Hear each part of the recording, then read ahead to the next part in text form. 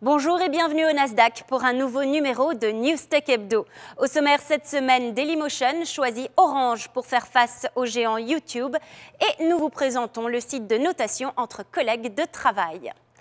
Le groupe de télécommunications Orange va acquérir 49% du capital de Dailymotion. L'opération s'élève à 58,8 millions d'euros et valorise le site français de vidéo à 120 millions d'euros. Avec 1 milliard de vidéos vues, une popularité croissante, entre autres aux États-Unis et au Japon, Dailymotion ne parvient pas à vraiment concurrencer le géant YouTube. En France, il est le 21e site le plus fréquenté avec 11,2 millions de visiteurs uniques, loin derrière YouTube, 6e site le plus fréquenté avec 20,9 millions de visiteurs uniques. Aujourd'hui, le modèle économique de Dailymotion fondé sur la publicité ne suffit pas. La société de 120 salariés a donc besoin de s'appuyer sur un acteur industriel d'envergure afin de pouvoir bientôt lancer des offres payantes. Orange va proposer l'accès à Dailymotion sur tous ses terminaux, mobiles, tablettes ou box. Orange Publicité devrait à terme récupérer la vente d'espace sur le site. Nous verrons si avec Orange, petit Dailymotion deviendra grand.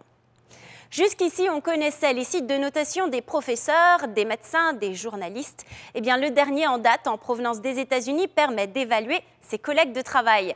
Sur cubeduel.com, vous répondez à la question « Avec qui préféreriez-vous travailler ?» Vous avez le choix entre deux collègues de l'entreprise. Le site vient d'une intégration avec le réseau social professionnel LinkedIn. Les votes sont confidentiels et ce site établit la liste des employés qui ressortent vainqueurs dans chaque entreprise répertoriée. Il fait fureur dans les sociétés high-tech américaines. Selon le site TechCrunch, il y aurait eu 50 000 évaluations chez Microsoft et 36 000 chez Google. Les classements mélangent à la fois anciens employés et employés actuels. Alors ce site va-t-il interférer ou influencer les décisions au sein des entreprises? Pour l'instant en France, la percée est timide. Une liste de salariés en région parisienne compte tout juste 170 membres.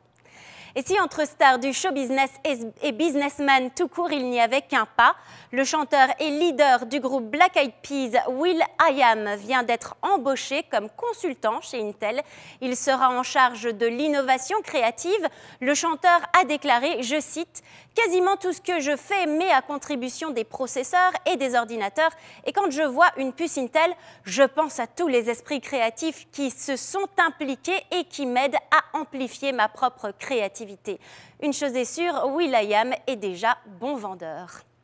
Newstech Hebdo, c'est tout pour aujourd'hui. Je vous retrouve le week-end prochain au Nasdaq pour faire le point sur l'actualité technologique et Internet de la semaine avec NYFP.